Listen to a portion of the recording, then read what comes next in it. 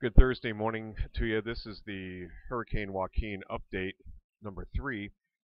This Thursday morning, we're looking at Hurricane Joaquin as a Category 3 hurricane now. Max sustained winds 120 miles per hour.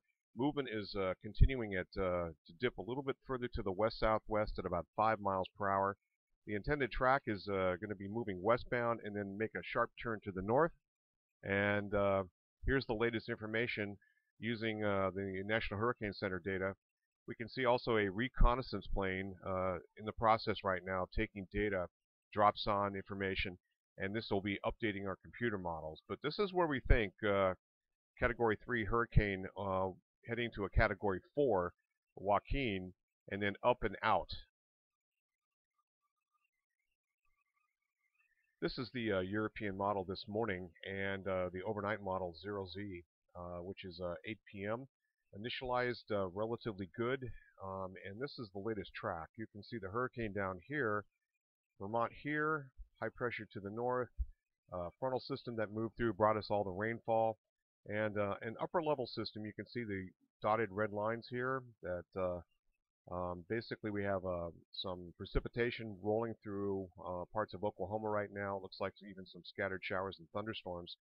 And this is part of a digging trough, a short wave, that's going to basically begin to develop a cutoff low. And this was the feared problem where Hurricane Joaquin would sit and spin and then be picked up by that cutoff low and very Sandy-esque pulled back inland and then into the Mid-Atlantic states. Looking at the European, it's never bought onto the idea, and it does look like the European model is very consistent on its track, pulling away and then out to sea. You can see a little bit of a jog right here. This is part of that, what we call the Fujiwara effect. The upper level cutoff low is trying to grab it, but it's have nothing to do with it. And this is why we still need to watch this, because this track could change as well. So we're not out of the woods here, but I'm looking at more confidence, and I'll show you why here.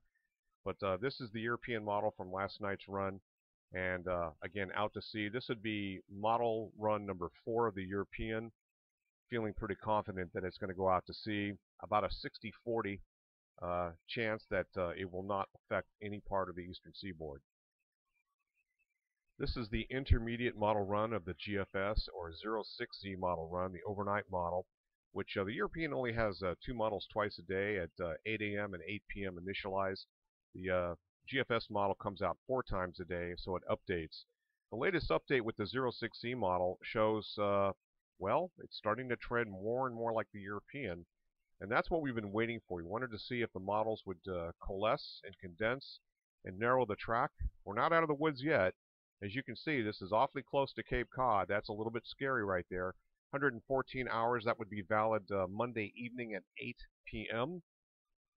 And then it tracks toward Nova Scotia, either south of Nova Scotia or into Nova Scotia. Again, this is the 06Z GFS model trending toward the European.